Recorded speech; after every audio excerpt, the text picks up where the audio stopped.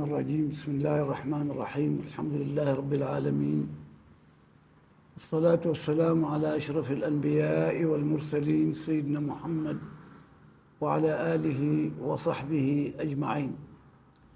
وبعد إن شاء الله tunaendelea na darasa yetu, na leo waliomba kwamba kuna baadhi ya masuala insha Allah kutokana na mada tulikuwa tunaisema. Naam. Muulizaji, ma qawluka an atawadda lis-salati wa ana uriyana dakhila bayt al-khala' al-hammam yajuz au la yajuz?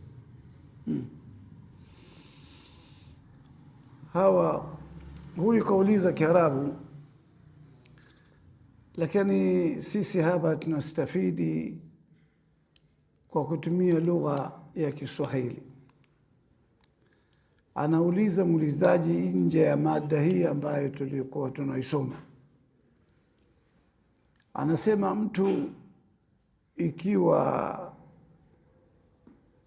yuko chooni yani Baitul Khala, kana chooni au sio, anakidhi haja yake, baada yake kutawadha kwa ajili ya sala. Je, inaruhusiwa mtu kutawadha hali ya kuwa hana nguo? Maanake kama vile kama alivyoumbwa vile, anaweza mtu akatawadha? Majibu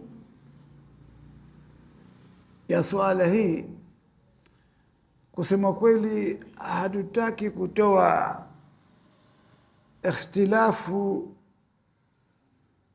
ikawa ile ikhtilafu nyingine yuko rukhsa na nyingine hakuna rukhsa. Tunapenda kwa jamii, kwa watu wa kawaida, tusiwape rukhsa, wa tukiwapa ile rukhsa basi wataitimilia vibaya kutokana na jinsi alivyo binadamu. Lakini bora mtu akitawadha avae yepo nguo ya kustiri aura, asiwe kama vile alivyozaliwa. Hii ndiyo bora na ni ahsan. Lakini wako wengine, baadhi ya maulama wanasema udhu kama hiyo, ikiwa hajaonekana na mtu yoyote siri, sehemu ambayo haonekani na watu, basi udhu hiyo haina tatizo. Lakini ni bora kama alivyosema Mtume sallallahu alaihi wasallam, da' ma yuribik ila ma la yuribik. Bora mtu, kwani kuna jambo gani? Mtu yoyote mwenye akili atataka kitu kizuri siku zote, na kitu kizuri ni kuvaa nguo halafu ukatawadha. Hiyo ndiyo usalama. Maibadhi siku zote wanapenda kutoka kwenye ikhtilafu, hawapendi kutimia ile rukhas zile. Na ukifungua mlango huu, ndio ndugu zetu Masuni wanapopewa ile rukhas kidogo, basi huwa wanatimilia sana. Hata ukitazama katika nyendo zao, katika ibada zao, kuna fahamu wanatimia rukhsa nyingi hivyo. Kwa hivyo bora tuungane, tuwe kitu kimoja sisi, tusitimie zile rukhsa ndogo ndogo. Bora mtu ajiepushe na achukua kitu cha uhakika, kama alivyosema Mtume sallallahu alaihi wasallam, da' ma yuribik, ache kitu kinye shaka ila ma la yuribik, uingie mahala ambayo huna shaka, na hii ndiyo usalama. Wallahu a'lam. Anasema muulizaji, nini maana karrama Allah wajhahu anapotaja Sayyidina Ali?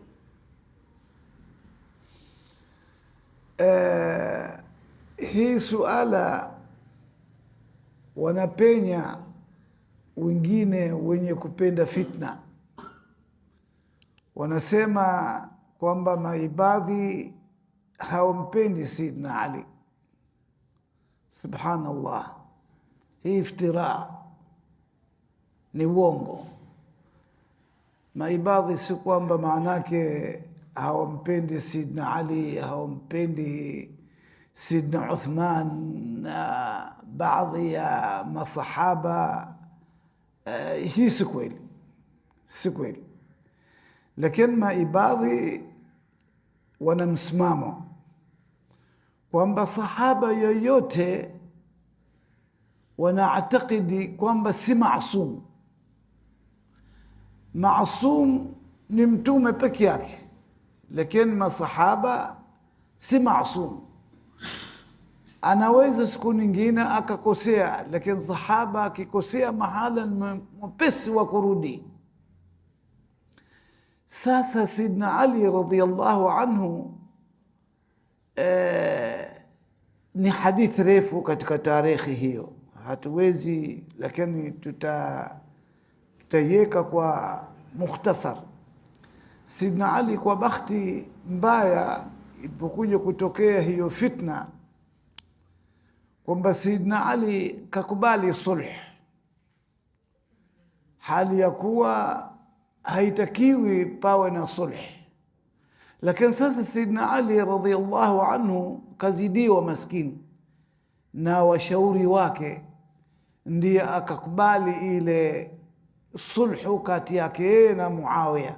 Hii hadithi refu sana, lakini kwa ufupi ukisema Sidna Ali karamallahu wajha, kwa sababu Sidna Ali ni mdogo, hakuwahi kuabudu masanamu wala hakuwahi kupotea kama walivyopotea masahaba wengine kabla ya Uislamu. Kwa hivyo yeye hakuwahi kabisa kuabudu masanamu. Kwa hivyo tamko hili akitajwa tu Sidna Ali radhiyallahu anhu, badala ya kusema radhiyallahu anhu unasema karamallahu wajha. Na maana karamallahu wajha, Mwenyezi Mungu kaitukuza uso wake, au kamtukuza Mwenyezi Mungu subhanahu wa ta'ala. Hakuwahi kuabudu masanamu, hakuwahi kuabudu masanamu, kwa sababu masahaba wengine walikuwa kuabudu masanamu, lakini waliposlimu basi wakaingia kwenye Uislamu moja kwa moja, na huku ibada ya upotofu wameiacha. Sasa Sidna Ali hakuwahi kuabudu masanamu. Kwa hivyo hii miza ya kusema karamallahu wajha ina maana hiyo kwa ufupi. Na inshallah tukifungua darsa hii katika tarehe, tutataja inshallah kwa matokeo yaliyotokea fitna kati ya masahaba, waliuana, walikhasmiana. Sasa sisi tusichukue nafasi hii ya kukufurishana, kila mmoja anamkufurisha mwenzake na kila mmoja anamzulia mwenzake. Hii ni uzushi, kwamba maibadhi hawampendi Sidna Ali au hawampendi Sidna Uthman ibn Affan au masahaba wengine. Wanafahamu hii katika maibadhi hakuna. Hii suala liko kwa washia. Na ikiwa inatokea ukaona katika vitabu vya kiibadhi katika tarehe kama Sidna Ali au Sidna Uthman, kuna itab.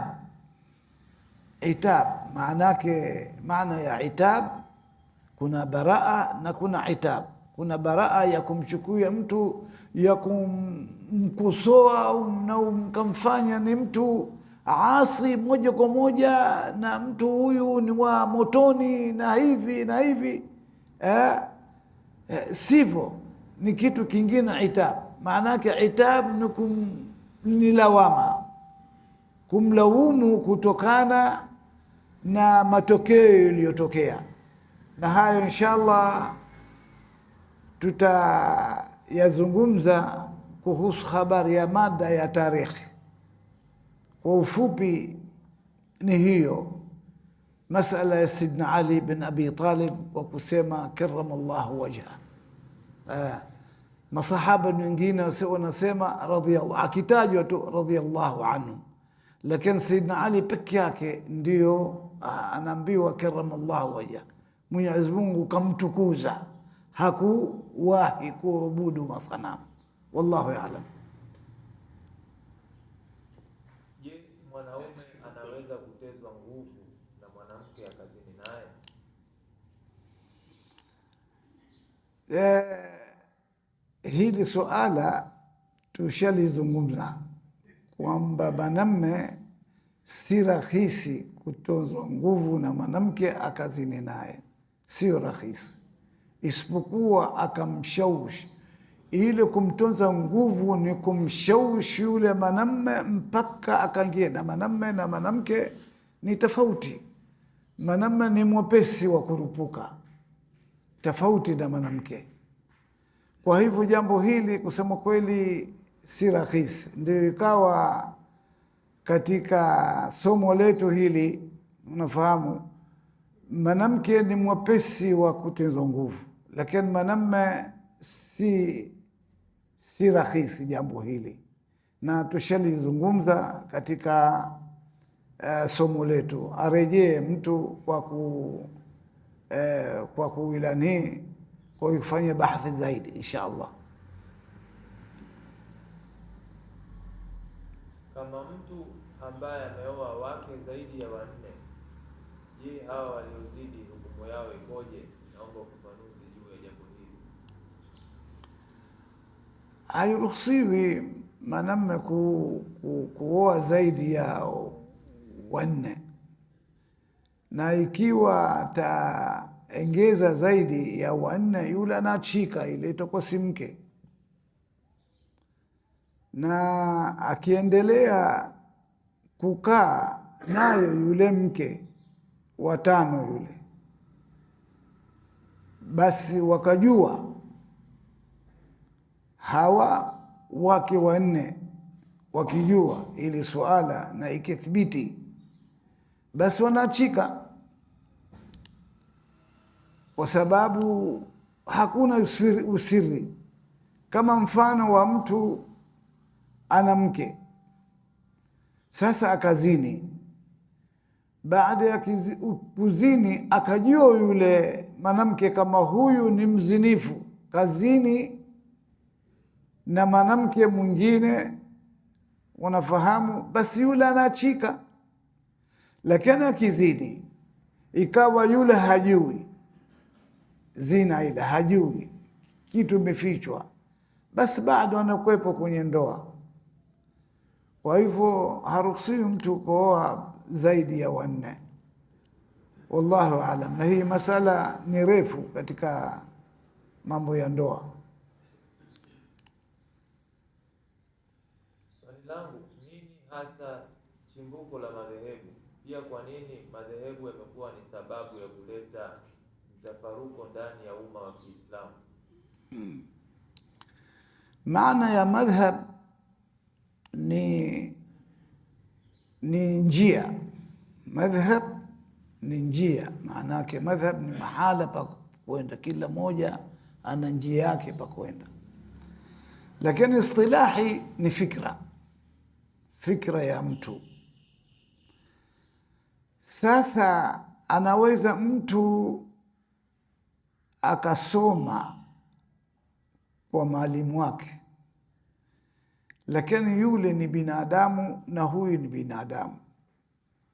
Yule mwanafunzi anaweza siku nyingine akaona muono wake kwa ile shekhi wake, wakahtilifiana katika masail, katika masala fulani. Huyu akafanya bahth, akaona hii ni kitu bora kuliko alivyosomeshwa, na ndio ukaona vitabu vingi vinatungwa ni marakibisho ya kitabu kingine. Kama mfano wa Sheikh Salmi, hii Jawhar Nidham, asli yake hii Jawhar Nidham ya Saighi, na akaona kuna makosa fulani Sheikh Salmi, akairakibisha yale makosa, halafu akatunga hii Jawhar Nidham. Akaisifu Sheikh Salmi ile nidhamu Saighi, akasema lakinahu lam yakhla min ashyai muibatun inda uli dhakai عند أولي الذكاء، لكنه لم يخل من أشياء معيبة عند أولي الذكاء. أسمى هو الإمام الصايغي أسمى kitabu chake kizuri sana, lakini haachi kuwa na makosa.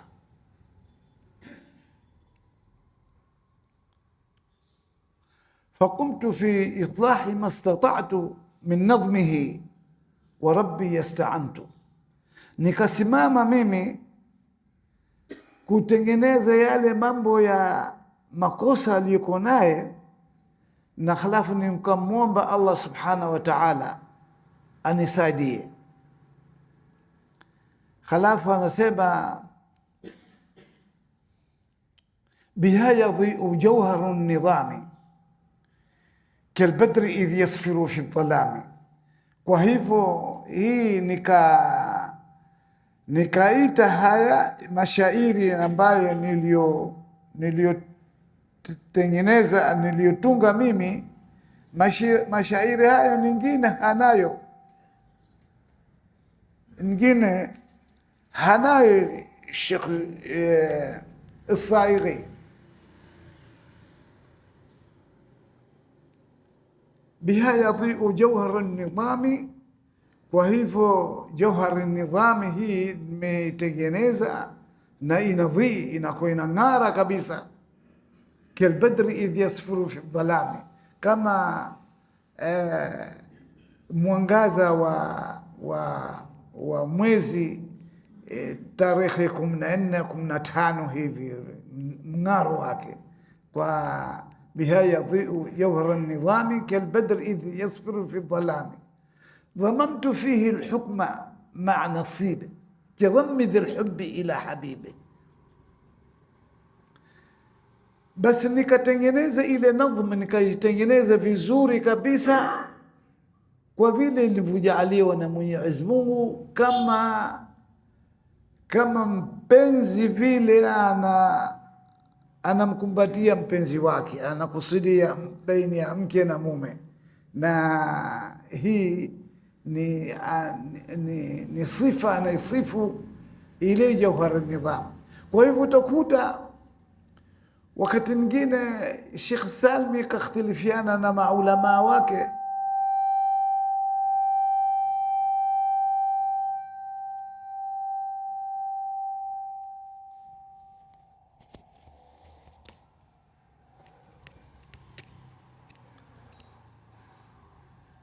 na kama tulivyosema, ikhtilafu nyingine inakubalika kisharia na ikhtilafu nyingine haikubaliki.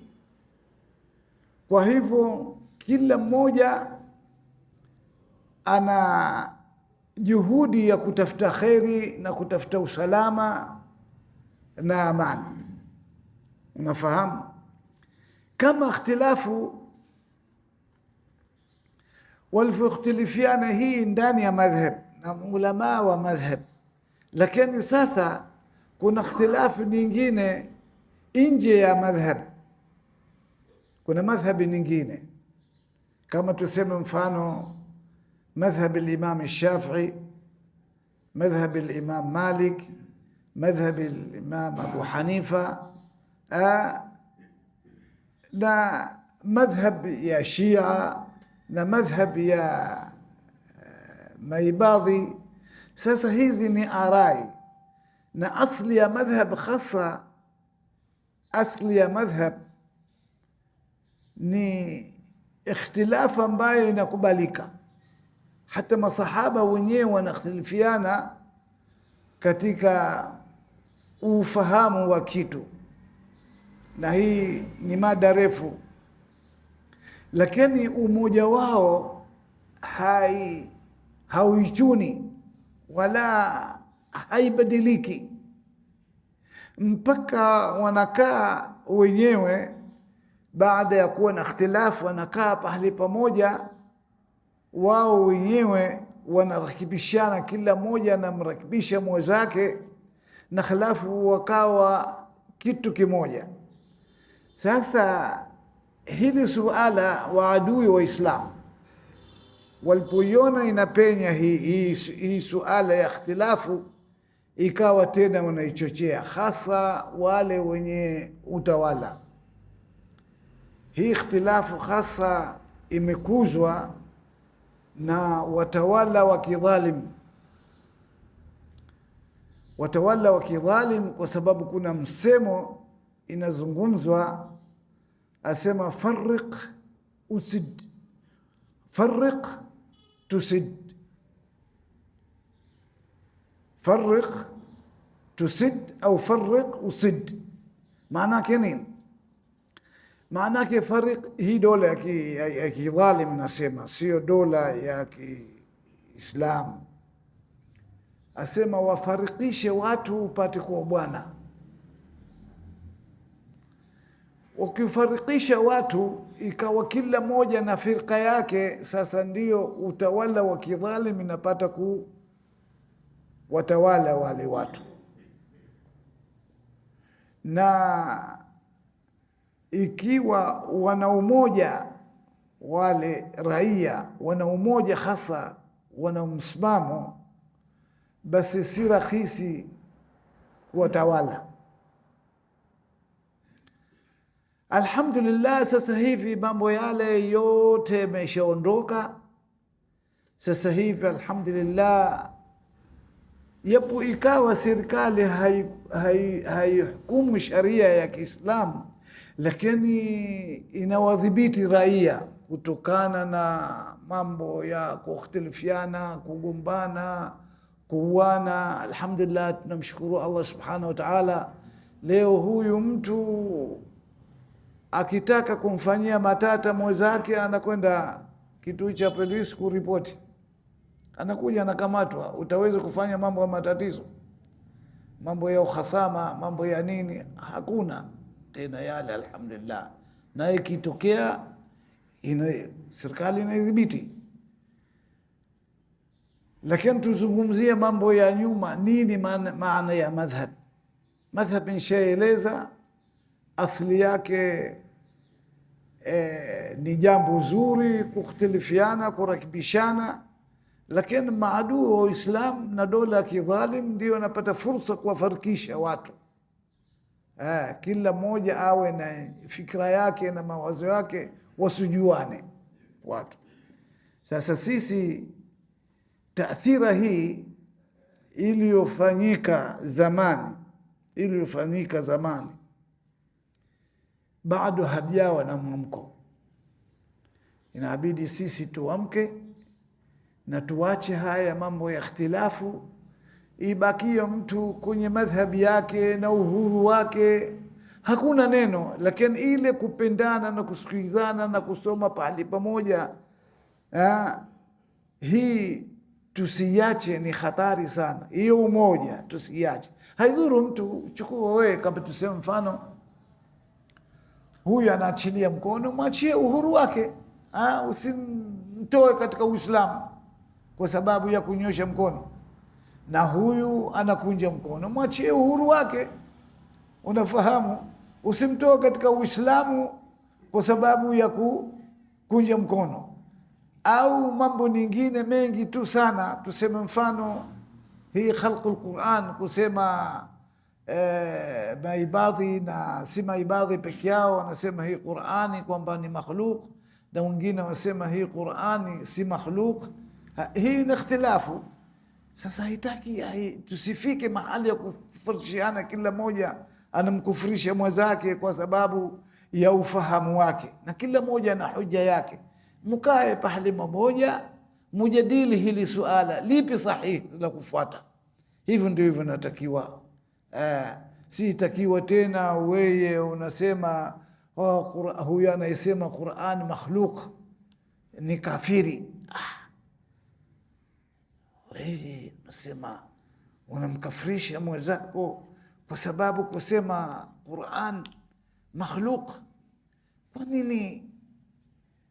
Unajua hii Qur'ani tunaifahamu ni kitu gani? Wanakwenda kukimbilia kwenye maneno ya Mwenyezi Mungu Subhanahu wa Ta'ala. Hii mada refu, inshallah tutaifungulia sisi darasa hii ili tupate kufahamu na watu waifahamu, ili tuondoe kwa uwezo wake Allah Subhanahu wa Ta'ala. Yapo ikawa hatuna uwezo wa kuondoa ikhtilafu moja kwa moja, lakini inshallah watu wajue, wafahamu, awamu nas wajue, wafahamu kwamba ikhtilafu hiyo si haitakiwi Waislamu waختلفiane katika suala kama hilo, kwa sababu kila mmoja ana ushahidi wake. Wewe ukitazama, ukichukua hii mushaf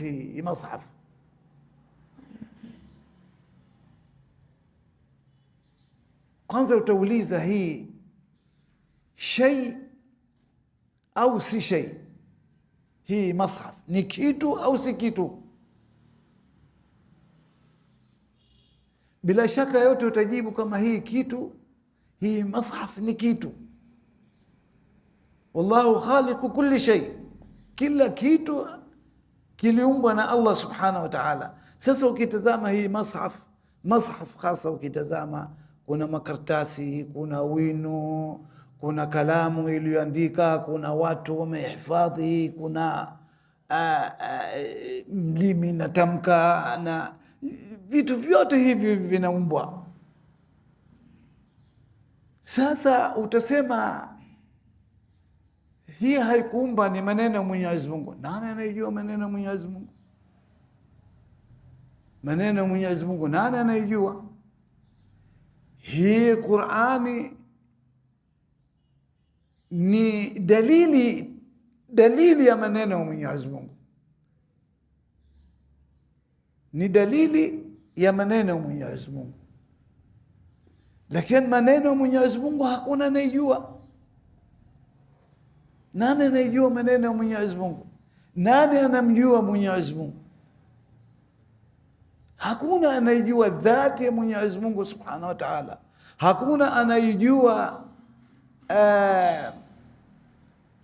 maneno Mwenyezi Mungu. Kwanza Mwenyezi Mungu anasema hivi, ufikiri atasema anasema Mwenyezi Mungu kama tunavyosema sisi? La. Na vitu vyote ni viwili, khaliqun wa makhluq, muumbaji na muumbwa. Sasa ikichukua hii mashafi hii ukisema si makhluq, itakuwa Mungu. Astaghfirullah. Sasa hili suala ni refu, na kila mmoja wana ushahidi wake, wana ushahidi wao. Lakini sasa tusifike mahala pa kumkufirisha huyu kwa sababu hoja alionayo na dalili alionayo inaختلفiana na wewe. Hapana. Msome kwanza, mjadili mwenzako, kaeni pahali pamoja. Kwa nini wewe ukasema Qur'an makhluq? Kwa sababu gani? Una ushahidi gani? Uwe karibu naye. Na huyu mwingine asema, kwa nini ukasema wewe Qur'an makhluq? Kwa nini usiseme hii Qur'an si makhluq? Mkae pale pamoja kwa heshima na adabu na upendo. Allah Subhanahu wa Ta'ala, wa man yattaqillah yaj'al lahu makhraja. Ukimcha Mwenyezi Mungu atakujalia Mwenyezi Mungu kila njia ya kheri. Hapa ndipo inapotakana. Lakini sasa mvutano tu, huyu kafiri, huyu mnafiki, huyu hivi, huyu hana ibada. kwani wahi inashuka kwako wewe ndio wahi imeshakatika. Wahi ilikuwa inashuka kwa Mtume Muhammad sallallahu alaihi wasallam, wahi haishuki kwako wewe kama wewe ndio ulionayo ndio masibu na ndio. Hapana, hiyo jambo basi inakuja ikhtilafu namna hii, na tujaribu sisi tuondoe ikhtilafu. Na bado wakati upo, mazali mtu hajafa, bado tunaye nafasi sisi inshallah, kama alivyosema Sheikh Salmi, hum rijal wa nahnu rijal, wao wanaume na sisi wanaume vile vile. Unafahamu? Naam. Ikiwa mzee kabla ya kufariki kwake ataacha wasia, eneo la ardhi alilomiliki mtaa fulani alitoa ni wakfu pajengwe madrasa, lakini kwa bahati mbaya sana jirani wa eneo lile kumejengwa baa. Je, naruhusiwa kisheria lile eneo kuliuza na kwenda kununua eneo jingine mtaa mwingine na kujenga hizo madrasa? Ina maana huyu bwana kausia, ninavyofahamu, sehemu ardhi, au sio? Lakini hii ardhi hii ina baa, sio? Ilikuwa hamna baa, lakini sasa kumejengwa baa karibu yake. Imejengwa baa karibu yake. Wanao fursa ya kuuza ile sehemu kwa ile wao wakaona sisi kama sehemu nyingine tujenge. Kwanza usia wake ni kiwango gani katika mali aliyoiacha? Kwa sababu hawezi kuhusia zaidi ya thuluth. Mali yake inahesabiwa yote, inagaiwa sehemu 3.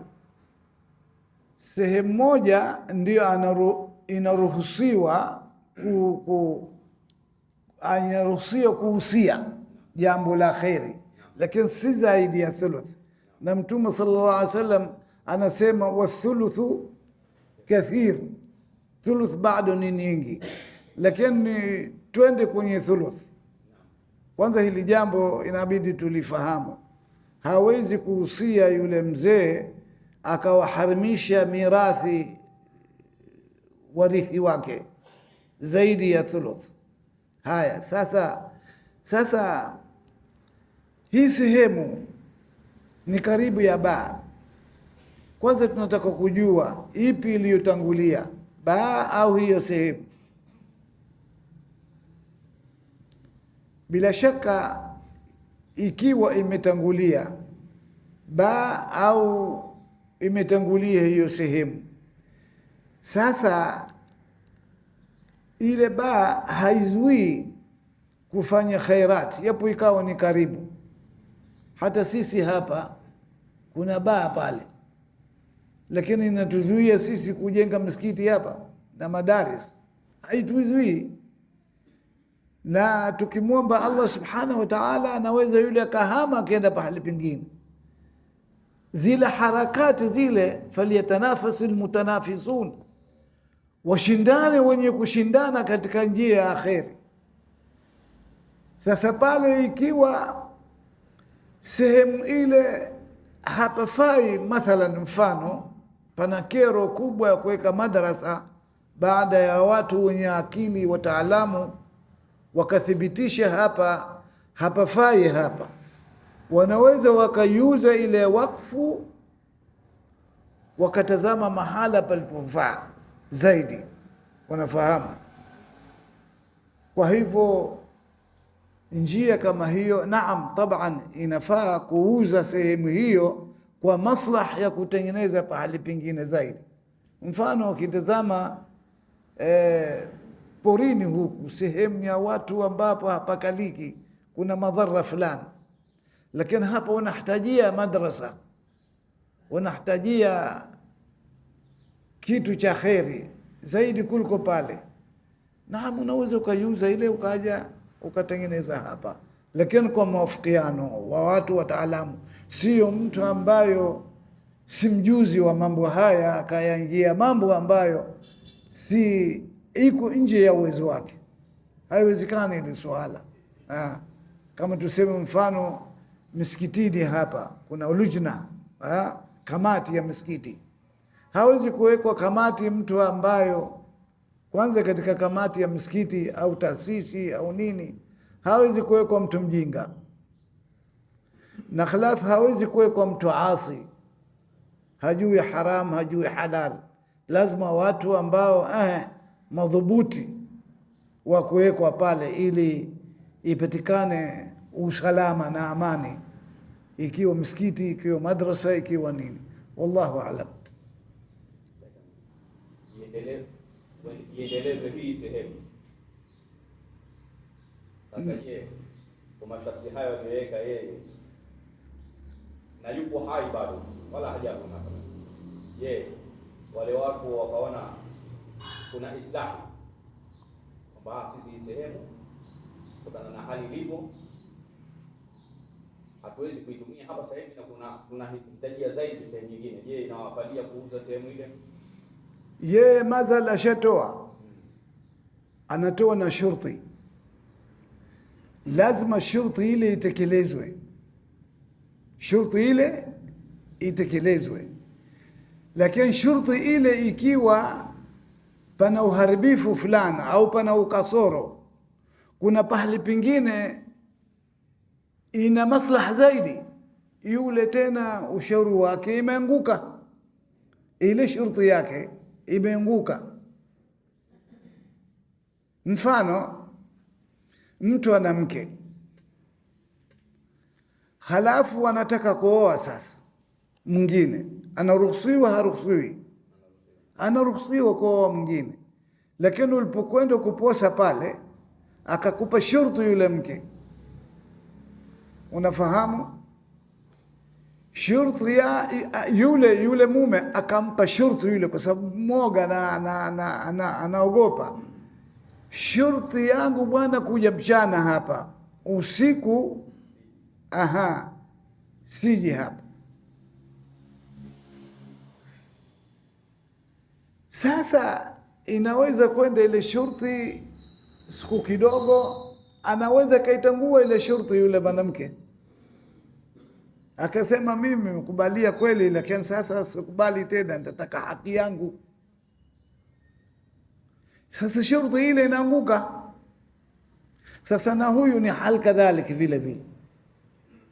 Shurti inategemea sasa ina nguvu gani. Ikiwa shurti ina khalif sharia, shurti hii ina bomoka. Ikiwa shurti hii inawafik sharia, itasimama. Aufu biluqud, maanake tekelezeni ahdi. Allah subhanahu wa ta'ala akatuambia. Lakini ahdi ile ikiwa inaleta madhara au ahdi ile ni haram, inatanguka mara moja, naweza kuitangua. Kwa hivyo watu kama hawa, yeye akatoa ardhi mahala, unafahamu kwa shurti jengo madaris au fanye nini. Sasa inategemea pale, je, inafaa kujenga madaris hapa? Haifai. Tumjengee nani? Hakuna mtu atakayekuja kusoma hapa, ni mbali, sehemu mbali, hatuwapati watu. Sisi tuchukue mali tujenge pale madaris, gharama chungu mzima, nani atakuja kusoma hapa? Lakini tukiuza sisi, tukinunua pahali pengine, tunaweza tukafanikiwa, watoto watasoma, itapatikana maslahi nyingi zaidi kuliko pale. Ishafahamika vizuri inshallah. Sasa kwa mfano shekhe, ikikuja inaonekana huko usalama, eneo usalama huko na hapajawa na shida yote ya madhara inaonekana, na kama ni umbali ushapungua, kama ni mji ushaanza kuingia na ushaanza mambo yanaanza kuja. Lakini sasa imetokea thamani kubwa, yani ile thamani iliyotokea ile eneo ni kubwa ya kupitiliza. Maana yani kama thamani yake ni bei1 kwa kawaida, imefika bei3 mathalan. Sasa ikaja fikra wale wenye wakfu, kutokana na hali kama hii, tutakuwa ule sisi bado hatuna uwezo wa kufanya kile kilichotakiwa, lakini tukipata hizi pesa tutaimarisha mambo fulani. Je, jambo kama hilo linaweza likawa liko sawa katika ile madhara ya kwamba sasa hivi kuna shida fulani na tunaweza kufanya kwa njia kama hiyo. Watu wanaweza kufanya kwa njia kama hiyo. Nakwambia ni kitu inatazama maslaha na watu wenye khibra na mambo haya. Wachukuliwa watu wenye khibra, wasomi, watu wenye mtazamo wa mbali, sio mtu hivi wa kawaida tu. Hawezekani kuhadadika na pesa. Siku nyingine ile sehemu unafahamu pamoja na ughali wake, lakini inaweza kuwa baadaye ikawa ghali zaidi na maendeleo zaidi. Lakini watu wa khibra wakisema bwana, maendeleo hapa ni udhaifu na hakuna maendeleo, na sisi tumepata thamani mzuri, kuna pahali pengine pana maendeleo zaidi, kutokana na maslaha ya Uislamu na Waislamu, naam, wanaweza lakini lazima wachukuliwe watu wenye khibra, sio mtu wa kawaida tu hivi, kwa sababu kila mmoja Allah subhanahu wa ta'ala kampa manzila, kampa kitu. Wengine wa kufikiria mbali, wengine wanatazama, wanafikiria hapa karibu. Ukitazama watu wataalamu, siku nyingine anaweza akakuchorea njia hapa kwa wakati ule, ukamwona huyu ni mpumbavu, hana akili, kumbe mtazamo wake wa mbali kabisa. Kama hapa hii mji itakuwa mkubwa baadaye na barabara itahitajike iwe kubwa, lakini kwa wakati ule ni finyo. Hata hii Suez Canal wanaita hivi Misri, ile alianza Sidna Umar fikira hiyo. Haya mambo ya minara na mapambo misikitini na nini kaanza Sidna Umar, na watu wengine ukitazama hivi unaona hili jambo la budaa, jambo ambalo hili haliwezekani, lakini sasa Mwenyezi Mungu kampa akili, anaona mbali. Wengine wanaona karibu, kama nakumbuka jana Sidna Ali bin Abi Talib katika sulh al-Hudaybiyah ile, unafahamu, wakawa na masharti, wala Mtume sallallahu alaihi wasallam akamwambia andika bismillahir rahmanir rahim. Akasema sisi hatutaki hii bismillahir rahmanir rahim. Mtume sallallahu alaihi wasallam akamwambia mnataka nini? Akasema tunataka uandika bismika Allahumma. Akamwambia haya, andika bismika Allahumma. Haya ikaja mara. Sasa wao muono wao tofauti na muono wa Mtume sallallahu alaihi wasallam. Muono wa Mtume anaona mbali zaidi, akaona hiki tunaanza kuvutana hapa sasa hivi haitakuwa sulh, itakuwa ni yale yale, unafahamu. Lakini nini ile bismillahir rahmanir rahim na bismika Allahumma ni ile ile, yapo ikawa ile bismillah ni kubwa zaidi, unafahamu. Lakini sasa kutokana na kutaka sulhu, kunafahamu, akaona hawakubalia. Sasa masahaba wao wenyewe, haya imekuja kwa Mtume ya Muhammad Rasulullah, ambia hatutaki, laiti kama sisi tunakutambua kama wewe tusende kupinga. Akaambia mnatakaje? Ambaye jina lako tu. Akaambia andikeni jina langu. Sasa ile Rasulullah ile kunafahamu, ukisema tu, mtu yoyote akisema hamkubali Mtume kwamba yeye ni Rasulullah, nini inatufutika kweli? Haifutiki. Ni kama mfano wa mtu na mamake ukisema kunafahamu akakuzaa na nini, afadhali huyu baba, siku nyingine kuna shubha wa kumkanusha, lakini mama utamkanusha wapi? Huwezi kumkanusha. Sasa Rasul huwezi kukanusha, hata ikawa utasema watu wakiungana dunia mzima wakasema wana uwezo kuifuta Rasulullah, hana uwezo. Lakini sasa kwa kutaka ile sulhu, ile sulh inatakiwa umuhimu sana, kama alivyosema Mtume sallallahu alaihi wasallam, asema as-sulhu sayyidul ahkam, sulhu ndio bwana wa ilani, wa hukumu. Hata tuseme mfano tuseme mtu kaiba huko, hakufikisha ile hawakufika mahakamani, basi wakusulhiana wao wenyewe pale, wakasema haya, sasa hivi umeiba, rudishe hii kitu, wakasulhiana, basi imekwisha. Lakini ikifika tu mahakamani pale, basi hakuna tena sulhu. Inafahamika vizuri ha? Basi hiyo labda ishafahamika kwa ufupi. Nafikiri time imeshafika tena na watu wataudhika. اللهم علمنا ما لم نعلم، فهمنا ما لم نفهم، انك انت العز وانت الحكم وانت على كل شيء قدير.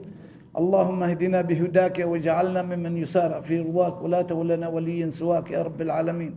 اللهم قو وحدتنا واجعل المحبة بيننا، وارزقنا من حيث نحتسب من حيث لا نحتسب، واجعل عاقبتنا خيرا مما نحن فيه. اللهم اعز الإسلام والمسلمين، وأذل الشرك والمشركين، ودمر أعداءك أعداء الدين يا رب العالمين. سبحان ربك رب العزة عما يصفون، وسلام على المرسلين، الحمد لله رب العالمين.